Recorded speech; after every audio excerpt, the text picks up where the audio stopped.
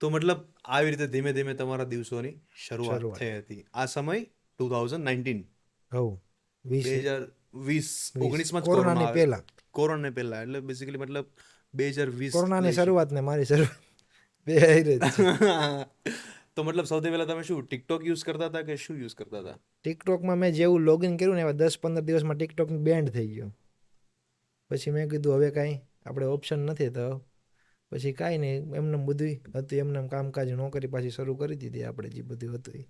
પછી ઇન્સ્ટાગ્રામની અંદર રીલ આવ્યું હા, અને પછી વિચાર્યું કે આ કરતા હતા એની પાછું સ્ટાર્ટ કરીએ એવી કરીએ. રીતના.